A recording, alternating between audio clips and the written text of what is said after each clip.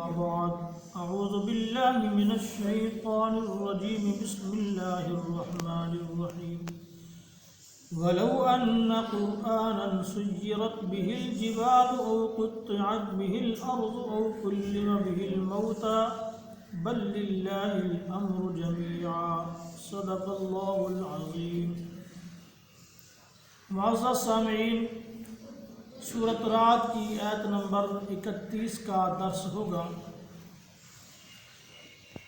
ایک دفعہ ابو جہل وغیرہ نے آپس میں مشورہ کیا کہ ہم نبی کریم صلی اللہ علیہ وسلم کے سامنے 3 مطالبات رکھتے ہیں اور کہتے ہیں کہ اگر آپ یہ ہمارے 3 مطالبات پورے کر دیں تو ہم آپ پر ایمان لے آئیں گے۔ چنانچہ ابو جہل نے اپنا ایک قاصد نبی کریم صلی اللہ علیہ وسلم کے پاس بھیجا اور اس نے کہا کہ اگر آپ اللہ کے سچے نبی ہیں تو ہمارے 3 مطالبات ہیں، اگر آپ پورے کر دیں گے تو ہم آپ پر سب کے سب ایمان لے آئیں گے۔ پہلا مطالبہ اس نے یہ کیا کہ مکہ کے اندر پہاڑ ہی پہاڑ ہیں، تو آپ اللہ کے سچے نبی ہیں تو اللہ تعالیٰ سے دعا کریں کہ مکہ سے پہاڑوں کو ختم کر دیں تاکہ ہماری زمین زراعت کے کاشتکاری کے قابل ہو جائے۔ او قطعت بہ الارض، اور کہا دوسرا مطالبہ یہ ہے کہ جس طرح تم کہتے ہو کہ اللہ نے حضرت سلیمان علیہ السلام کے ہوا کو مسخر کر دیا تھا، تابع کر دیا تھا، تو اسی طرح آپ اللہ رب العزت سے دعا کریں کہ اللہ رب العزت یہ ہوا ہمارے تابع کر دے۔ ہم نے یمن کا، شام کا سفر کرنا ہوتا ہے، تجارت کی غرض سے ہم وہاں آتے جاتے ہیں تاکہ ہمارے لیے یہ سفر آسان ہو جائے۔ او کلم بہ الموتى، اور تیسرا مطالبہ یہ کیا کہ جس طرح تم کہتے ہو کہ حضرت عیسیٰ علیہ السلام مردوں کو زندہ کر لیا کرتے تھے، تو آپ ہمارے دادا قصی کو اللہ سے دعا کر کے زندہ کر دیں تاکہ ہم ان سے پوچھ لیں کہ دین کس کا سچا ہے۔ یہ ہمارے 3 مطالبات ہیں، اگر آپ یہ پورے کر دیتے ہیں تو ہم آپ پر ایمان لائیں گے۔ تو اللہ رب العزت نے فرمایا کہ میرے پیغمبر یہ جھوٹے ہیں، میں ان کو جانتا ہوں، آپ ان کے مطالبات پورے کر بھی دیں انہوں نے تب بھی ایمان نہیں لانا۔ وجہ یہ ہے کہ جن معجزات کا یہ مطالبہ کر رہے ہیں ان سے بڑے یہ معجزات دیکھ چکے ہیں۔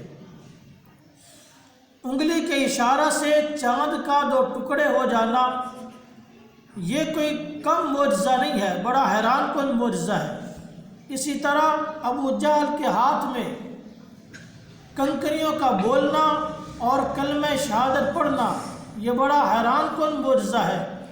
جب یہ بڑے بڑے معجزات دیکھ کر ایمان نہیں لائے تو اگر میں ان کے کہنے کے مطابق یہ معجزات بھی آپ کے ہاتھ پر ظاہر کر دوں یہ لوگ تب بھی ایمان نہیں لائیں گے۔